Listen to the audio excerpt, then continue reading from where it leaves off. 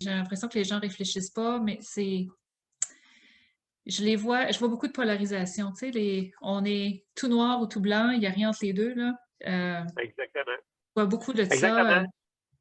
Puis, tu sais, quand je disais, il manque de réflexion, c'est parce que les gens sont capables de s'asseoir, puis se dire, puis tu sais, vraiment prendre la pause, là, et réfléchir avant de commettre leurs actions.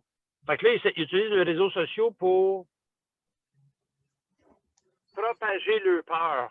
Puis ouais. c'est pas la peur du COVID, là. C'est rendu la peur du jugement des autres. C'est rendu la peur de la réflexion de l'autre. C'est la peur de se faire dire quelque chose. Tu sais, écoute, tu voyais les messages que je reçois, puis moi, y aller bien simplement. Je mets un texte la semaine passée que tu as lu. J'en ai remis un autre hier pour essayer de faire réfléchir les gens. Tu as 15 likes, 2, 3 petits commentaires. Je mets une photo de bébé, il y a 500 likes, 500 commentaires, tu sais. Je mets une photo de chat et d'assiette avec une belle salade dedans, là. Hey, là, wow, hey. Ça, c'est pas engageant. Ça demande pas un grand engagement, là, une réflexion. Mais dès que tu parles de réflexion, wow, alors, j'ai pas le temps pour ça. J'ai pas le temps pour ça. Ben, ces gens-là, tantôt, ils vont se réveiller, ça va faire mal. Ça va Ouais, faire mais très mal. je me demande s'ils ont pas le temps, parce que oui, j'ai souvent la même chose. Beaucoup de choses que je publie, j'ai pas de réaction. Je me demande si Facebook l'envoie dans le vide, ou si ça se rend même chez les gens. Mais ça, c'est une autre affaire. Mais je sais pas si c'est tant qu'ils veulent pas prendre le temps de réfléchir ou ils se sentent pas à l'aise de partager. Parce que moi, ce que je vois, c'est que on a beaucoup de censure en ce moment sur les médias. Comme tu dis, on a peur de dire la mauvaise chose à la mauvaise place, puis de créer une tempête. Puis, tu sais, tout le monde marche sur des œufs, on dirait en ce moment. Puis ceux qui marchent pas sur des œufs, c'est eux qui alimentent ce climat-là, finalement. Ouais. Euh, fait que c'est très délicat de dire quoi que ce soit. Il faut tout nuancer. Il faut pas dire certains mots, c'est rendu, parce que sinon, on sait pas si quelqu'un va mal prendre ça ou si même là, les, euh, les algorithmes vont pas nous filtrer, là. Ça, c'est une autre affaire. Ça existe, effectivement. Mais je me demande, ouais, c'est ça, fait qu'il y a un sentiment, je pense, d'insécurité. Les gens, soit que face à tout ça, ils veulent pas, comme tu dis, se referment, ils veulent pas réfléchir, ils veulent pas prendre le temps de ressentir puis de vraiment d'aller au fond des choses, ou s'ils veulent le faire, ils osent pas le partager parce que la formule des médias sociaux, je pense, surtout juste un pause, ne favorise pas le dialogue. C'est tout ce qu'on écrit, ça nous définit définitivement. Si j'ai dit une chose, on va l'interpréter comme on veut, puis on va dire que c'est ça ma position, alors que c'est une partie de ma réflexion qui est constamment en évolution. On n'est pas dans le dialogue, hein, c'est ça. Non, non, non, exactement. Exactement. Fait que il y a beaucoup de, je trouve que le climat de peur qui a été créé depuis 14, 15 mois, c'est devenu méprisant pour tout le monde. Puis Ouais. actuellement, comme tu disais, les gens, ils n'osent pas commenter, ils n'osent pas verbaliser leurs réflexions parce qu'ils sont dans la peur. Mais là, ils ont la peur de tout, là. La COVID, là, la COVID, c'est l'influenza de 2019, 2020, 2021. Mais on en a fait un grand monstre pour mettre les gens dans un climat de peur, à mon avis, parce que là, la perception que j'en fais, c'est ça, c'est que, à quelque part, intuitivement, on est en train de te dire que tu n'es pas assez fort pour passer à travers quoi que ce soit, que tu n'es pas assez bon si tu n'as pas le vaccin, que tu es super bon si tu prends le vaccin, que tu penses au nous, pas juste à toi. Je trouve ça méprisant. Méprisant parce que ça m'amène à la réflexion de t'es qui, toi, pour juger de l'action de l'autre ou de la non-action qui ne prend pas la même direction que toi, la même tangente que toi, parce que toi, tu penses que tu as raison. C'est un débat de qui c'est qui a raison. Non, il n'y a pas personne qui a raison. Tout le monde, on avance dans l'inconnu. Mais moi, de mon côté, ma perception, c'est pour l'instant, je vais attendre de voir combien de bras qui va pousser après le monde. Puis après, je déciderai si j'accepte d'avoir quelques bras de plus après le corps, puis j'irai me faire vacciner. Non, mais j'en fais un peu d'humour, mais en même temps, je me dis, je suis obligé. Moi, je pense que intuitivement, en dedans de moi, ça me dit, tu sais, genre, ça se peut que tu l'aies, la COVID, ça se peut que tu en meurs. Je connais pas le futur. Mais en dedans de moi, ça me dit, tu es assez fort pour passer à travers une attaque. Tu es assez fort pour. Puis si je suis pas assez fort, là, Bien, il y a l'autre côté, il y a l'après. Il y a l'après, ce que tu vois ici, là. Ça, c'est juste, c'est du, tu sais, je veux dire, c'est juste du temporaire. Ça va durer 50 ans, 3 ans pour certains, 90 ans pour d'autres, mais c'est juste du temporaire. C'est genre qu'au ben, le physique que tu vois, mais il y a quelque chose en dedans de lui qui a vécu avant, qui est venu au monde pour vivre cette expérience humaine-là, puis repartir après.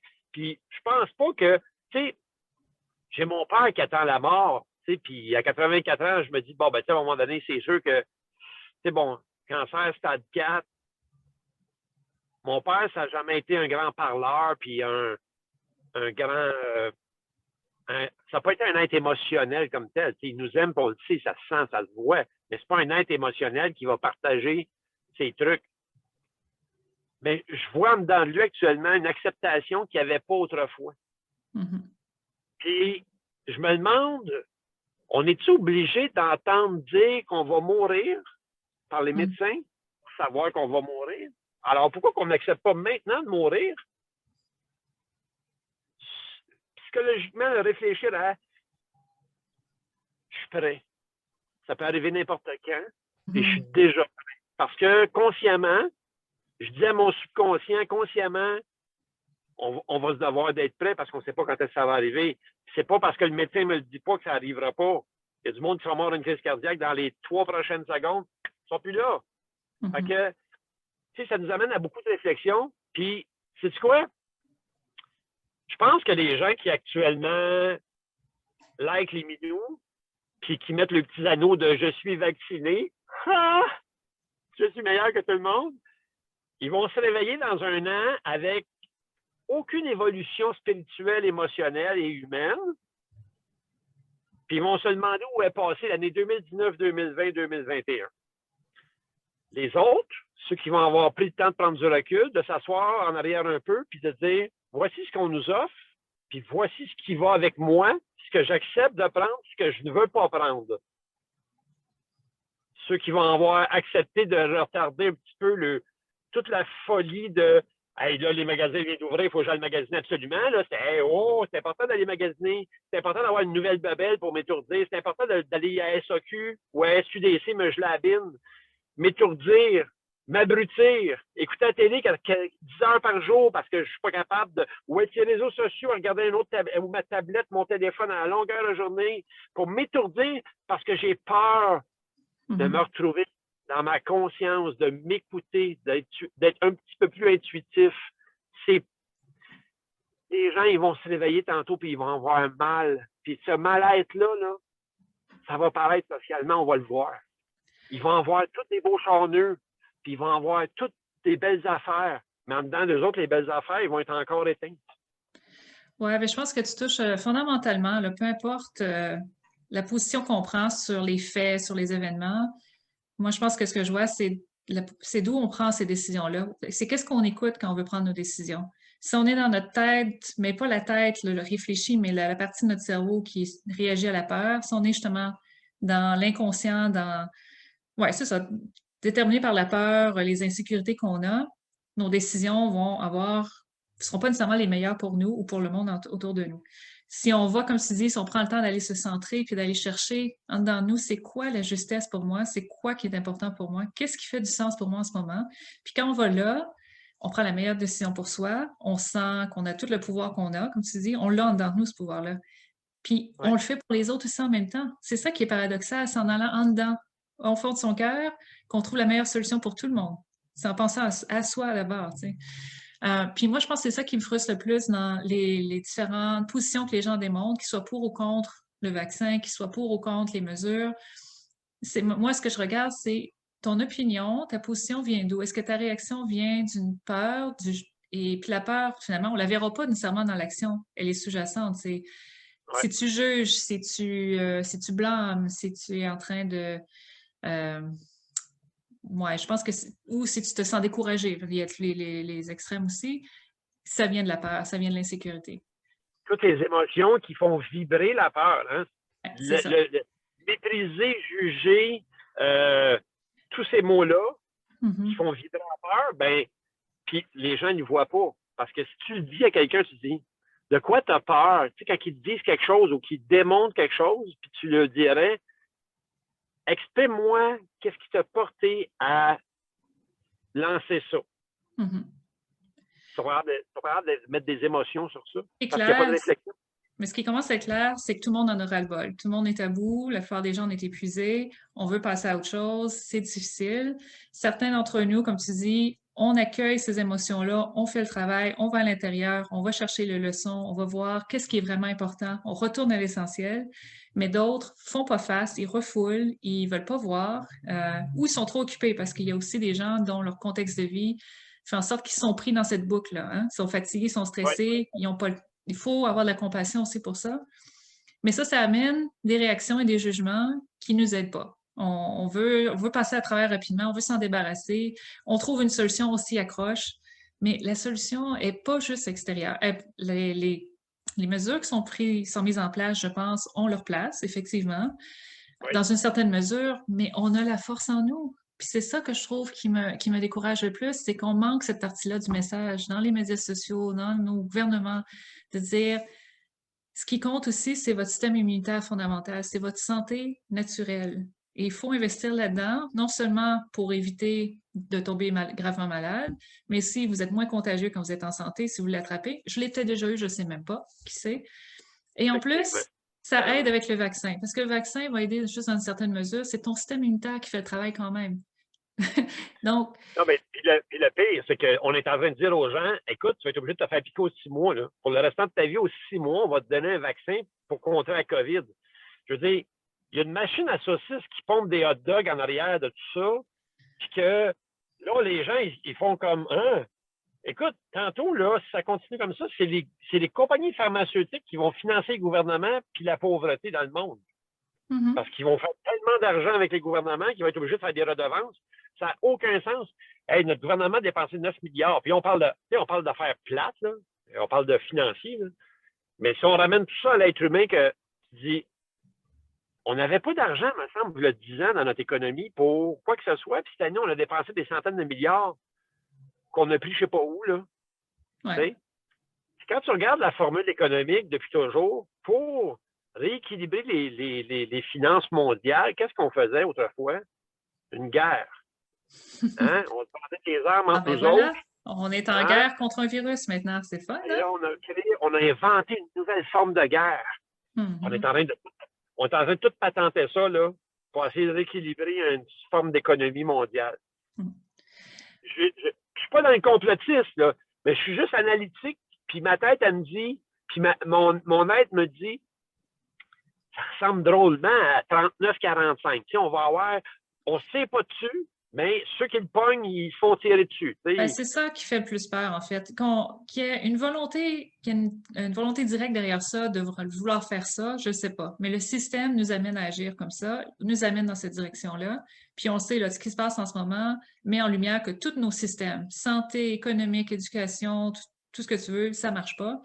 Et ça nous amène, puis moi aussi, je fais malheureusement un parallèle avec la Deuxième Guerre, dans le sens que ce que je vois en ce moment, les gens qui dénoncent, on te dénonce si tu fais la bonne chose ou non. Fait que là, on est rendu dans la résistance puis les collaborateurs quasiment.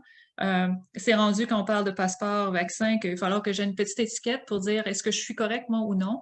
Euh, je trouve qu'on va loin à cause de la peur, on est rendu qu'on va trop loin, on est en train d'attaquer nos libertés. Puis je parle pas de la liberté là, d'aller voir un film au cinéma le samedi soir si ça me tente. Là. Je parle des libertés fondamentales d'exister et d'être qui on est. T'sais. Ouais. Et, Ouais, et à mais tout travers à tout fait. ça, puis on oublie à travers tout ça qu'on a le pouvoir en dedans de nous. Ouais. On nous enlève notre pouvoir. Il est là, on l'a. Je dis.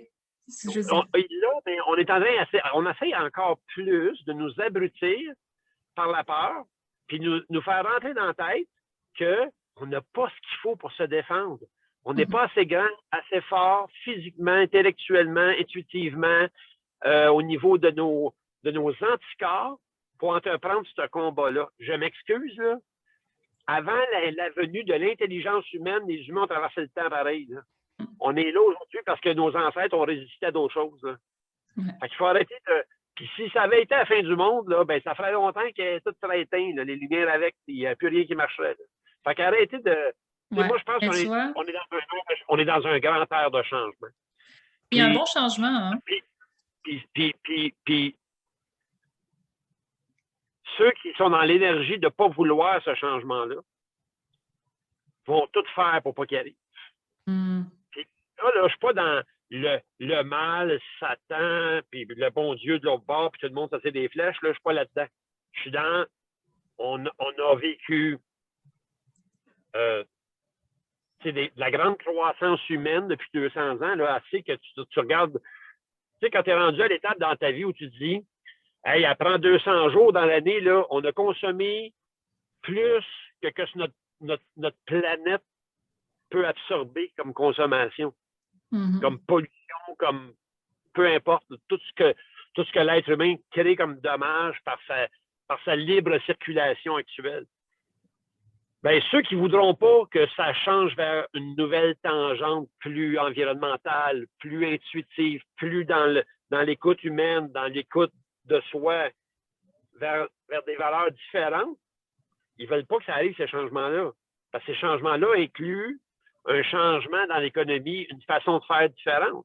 Je veux dire, on ne va pas vendre des chars à tous les ans au monde qui font ce qu'ils font actuellement pendant les 100 prochaines années. On a vu ce que ça a fait dans les 100 premières. On ne peut pas faire ça dans les 100 prochaines. C'est pas vrai qu'on va vendre des pick-up au monde en 2300, là. Mais le truc, c'est que c'est ça, changer, ça rend très inconfortable. Puis plus inconfortable, plus le changement est grand. Donc, on sait que les gens, on résiste naturellement à ça. Mais je pense que pour revenir à ce que tu disais, qu'on a la force en dedans de nous, là, on peut résister à un virus. Oui, dans la mesure où on vit en alignement avec notre nature et en connexion avec la nature. En ce moment, ce que ça démontre, la situation actuelle, c'est que la majorité d'entre nous, on est déconnecté de la nature, on ne vit pas de façon naturelle, on a plein de problèmes de santé qui sont causés par ça. Et cet état de santé qui s'est dégradé finalement, qui fait en sorte qu'on est vulnérable. Et on le voit dans les études qui sont démontrées, les gens qui se retrouvent à l'hôpital et qui en souffrent le plus, c'est ceux qui, à la base, ont perdu cet état de santé naturel-là. On s'entend. Puis ça, à cause d'un mode de vie qui n'est pas sain, à cause des choses qu'on nous influence de consommer, du fast-food, la sédentarité, tout le stress, travailler plus, être plus, tout ça. Alors que ceux qui ont un certain équilibre de vie, qui se reconnectent à eux-mêmes, à leur santé, à la nature, ils s'en sortent bien. C'est étrange, hein?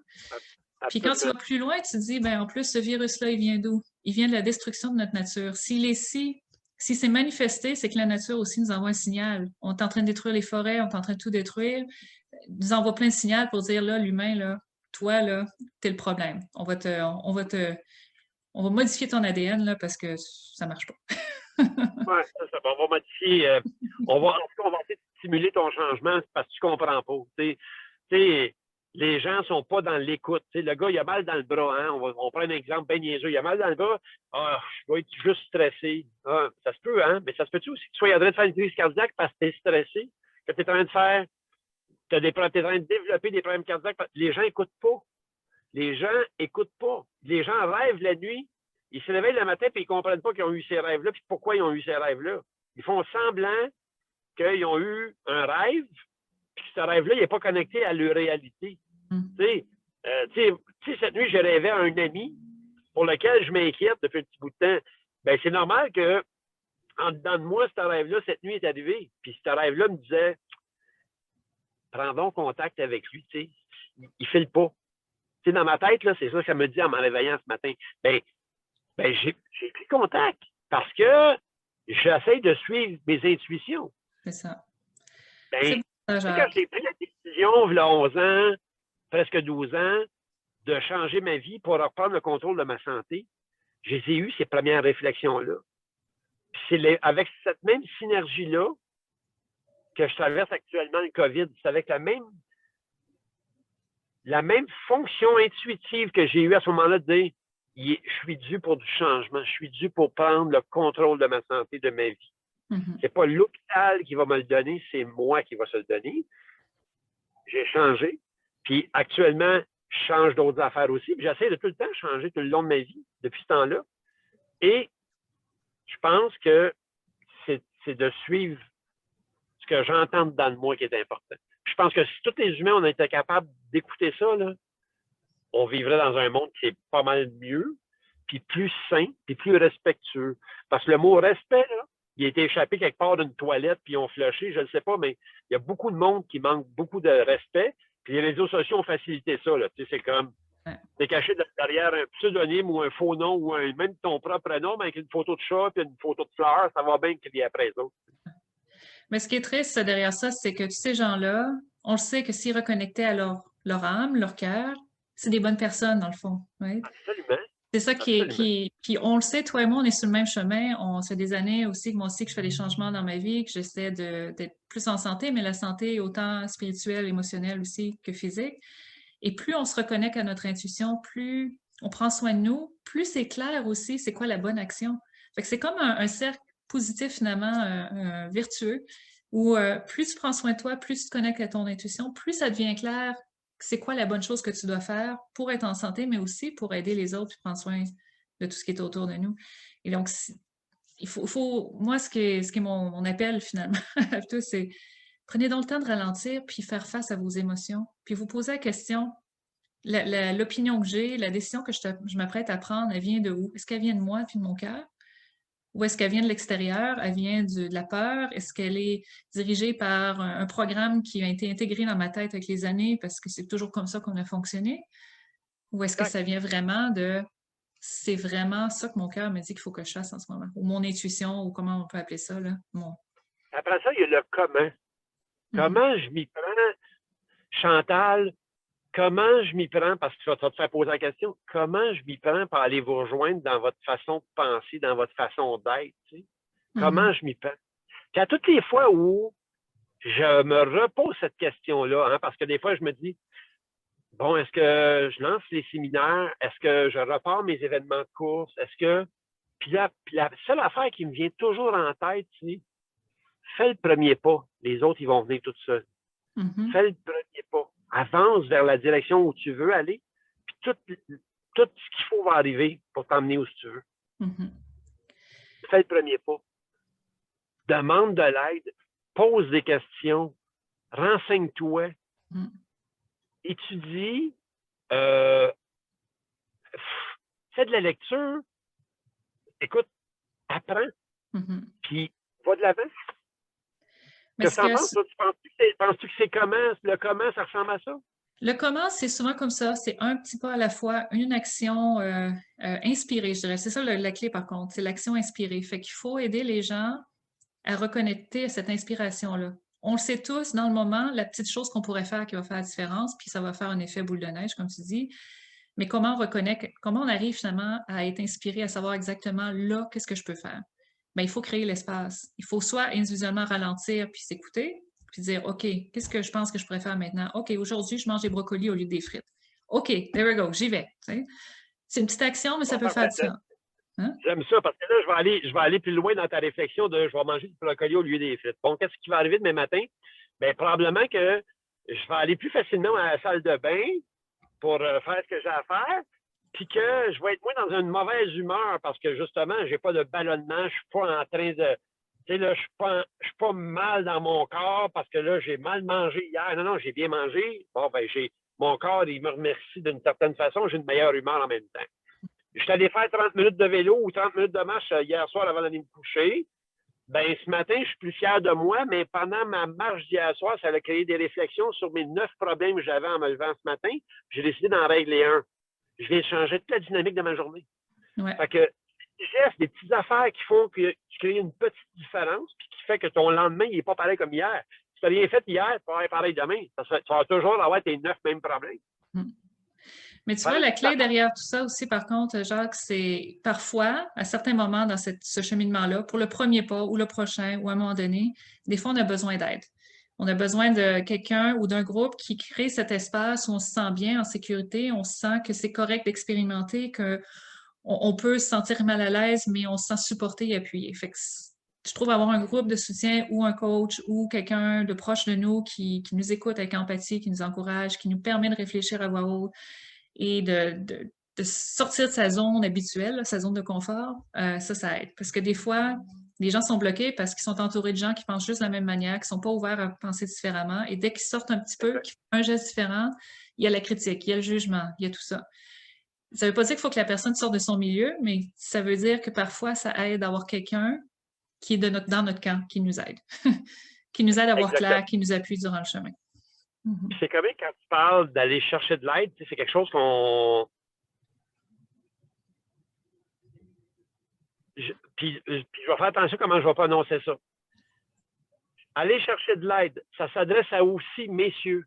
Parce que, mesdames, aller chercher de l'aide, écoute, puis je vais être honnête, c'est partout dans tout ce que je fais. Je fais une salle de conférence, il y a 250 personnes dans la salle, j'ai 20 gars. Je lance un club de couple, j'ai 12 femmes pour un gars.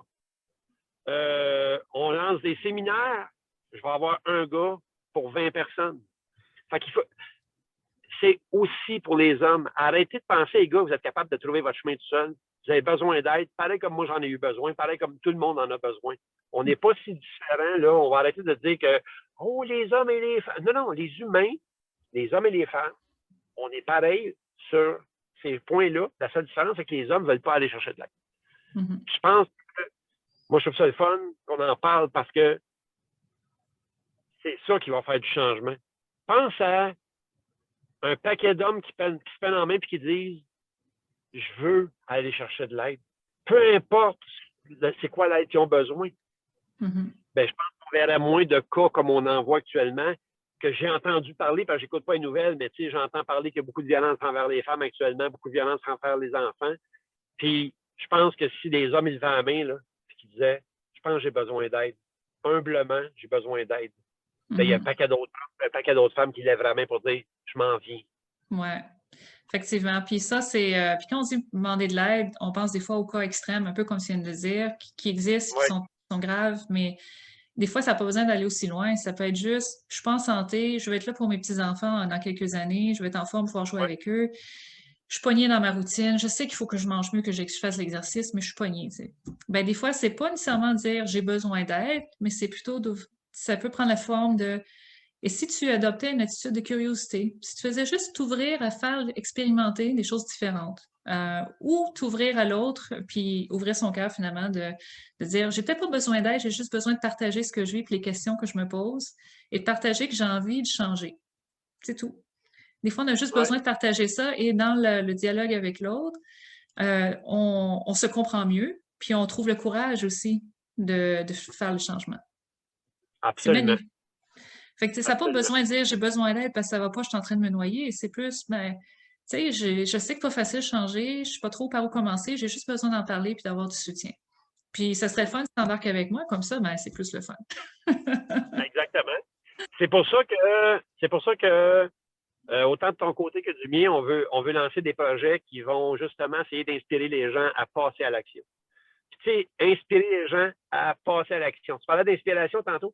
Déjà, juste de faire le premier geste de s'inscrire à quelque chose, de s'engager à quelque chose, de tenir sa promesse d'engagement. Puis comme tu dis, souvent, c'est plus facile de le faire avec quelqu'un qui va embarquer avec nous autres et qui va dire « Hey, sais-tu quoi? J'ai le goût d'aller au séminaire de Chantal ou de Jacques, ou j'ai le goût d'aller à la conférence de Jacques, ou j'ai le goût d'aller voir Pierre Lavoie en conférence, peu importe. » Déjà, d'être deux, il y a un engagement. Je ne peux pas te choquer. Je me suis embarqué avec quelqu'un d'autre. Fait que les gens en partant, être inspirés de créer ce changement. Souvent, ça va juste d'aller dire à l'autre, hey, sais-tu quoi, j'aimerais ça aller voir telle affaire. Paf, tu tombes deux, puis là, ben, tu pars à l'aventure avec cette personne-là. Ça se peut que cette personne-là quitte à un moment donné, mais que toi, tu restes, juste parce que tu as le goût de continuer. Puis ça peut faire toute une différence dans une vie. Puis ce premier pas qu'on va faire va être différent pour tout le monde. Hein? Fait que c'est ça qui est intéressant quand on parle d'une action inspirée, c'est de dire, toi, dans toutes les possibilités, toutes les choses que tu pourrais faire pour être, mettons, en meilleure santé ou te sentir mieux, qu'est-ce que tu es inspiré à faire? Il y en a que ça va être d'aller courir, il y en a que c'est de manger mieux, il y en a que c'est de juste se donner une heure de plus de sommeil. Mais pour d'autres, ça peut être très simple de juste dire, ben moi, j'appelle plus souvent mes amis à partir de maintenant. Je suis tannée d'être tout seul. Ça prend différentes formes, ça n'a pas besoin d'être un chemin qui est déjà préétabli. Ceci dit, quand on ne sait pas par où commencer, il y a quand même des méthodes, il y a quand même des processus qu'on peut suivre, il y a des choses qui font plus de différence que d'autres pour se sentir mieux. Par exemple, si tu dors pas du tout, tu auras beau courir puis bien manger, tu n'iras pas très loin. Non, non, Par exactement, exemple. exactement. Mais, ouais, en tout cas, moi, quand on parle de ce Dans le niveau-là, fond, c'est qui tourne, là. ouais. C'est qui tourne. Je dors mieux, je suis plus actif, ou je suis plus actif, je dors mieux, et c'est ça. Fait que moi, quand on parle de ce niveau-là, c'est là où j'ai de l'espoir, j'ai de l'enthousiasme. Moi, je crois fondamentalement qu'on a tous en dedans de nous les ressources, que les gens, ils sont tannés de vivre comme ils vivent. C'est pas vrai que parce qu'on veut pas changer, qu'on est vraiment très heureux dans la façon dont on vit. Je pense que les gens Exact. sont prêts pour faire les choses différemment, mais ils ont juste pas d'énergie, ils sont stressés, ils sont débordés, ils n'en peuvent pas. Fait que c'est comment on les amène dans cette zone où ils peuvent canaliser un peu de cette énergie-là dans le changement plutôt que à entretenir la peur, puis la critique, le jugement et tout ça. Et comme tu dis, faire le choix de passer à l'action vers l'apprentissage de nouvelles choses, que ce soit de s'impliquer dans un changement dynamique pour soi-même, peu importe la source de tout ça, juste le fait de le faire, ça va déjà changer la dynamique de stress et d'anxiété. Les gens sont là à essayer de réfléchir comment je fais pour perdre du poids. Commence par arrêter d'être anxieux. Commence par arrêter d'être stressé. Arrête de. T'es stressé, t'es pas conscient. T'es stressé, t'es anxieux. Tu manges devant un écran de télévision ou ton téléphone. T'es jamais en présence. Ben, c'est ça qu'il faut leur enseigner. Puis pour ça, je pense que autant toi que moi, on est capable de. Puis un jour, moi, te le suggéré, qu'on se réunisse, puis qu'on coach les gens. Qu'on coach les gens à être plus présents. Mais c'est comique que tu dis ça parce que quand tu es conscient de tes pensées, tu sais, à un moment donné, je m'en vais au lit, puis je me dis, je vais écouter ce soir un bon film sur ma tablette. Qu'est-ce qu'un bon film? Mm-hmm. Mais pour moi, maintenant, un bon film, ou une émission dans lequel, hey, je ne vais pas aller écouter 1 heure avant de me coucher un film dans lequel Rambo va tuer 350 personnes. Je veux dire, je vais passer ma nuit à faire des cauchemars. Là. Ouais. Je vais aller écouter quelque chose qui va aller avec mes intentions, avec mon intuition, avec mes valeurs. Je vais aller écouter quelque chose qui laisse place à de l'amour, qui laisse place à de la fraternité, qui laisse place à quelque chose qui vibre dans mes valeurs. Ouais. Mais parce que tu es conscient de ça, tu es déjà dans des valeurs quand même qui élèvent. Donc, si toi, tu vas vers ce qui résonne avec toi, tu vas nécessairement aller vers le haut, finalement, t'élever. Mais le problème, c'est que souvent, les gens vont aller avec ce qui est confortable, ce qui résonne avec qui ils sont, mais s'ils sont ils sont plus dans la frustration, la colère ou la dépression, ben, ils vont aller chercher ce qui résonne avec eux, ce qui n'est pas nécessairement la meilleure chose. Du con les gens. Mm-hmm. Puis après ça, le vibratoire, là, le vibe, là, au lieu d'être tout le temps dans la pensée négative, dans le passé puis dans le futur de je sais pas ce qui va arriver, mais je vais m'inquiéter pareil. Hein?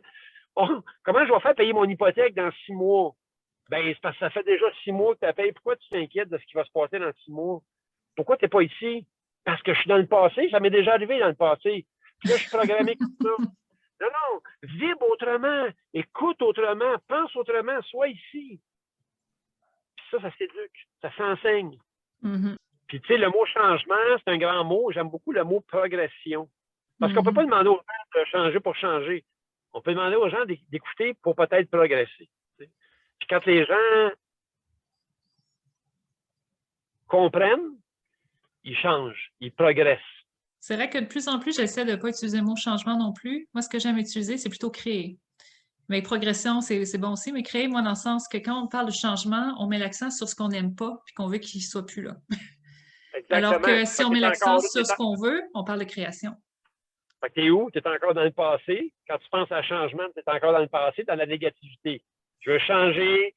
Je suis pas bon au football, je veux changer ça. Non, non, non. Je veux progresser. Comment est-ce qu'on fait pour devenir un meilleur pianiste? On joue à tous les jours.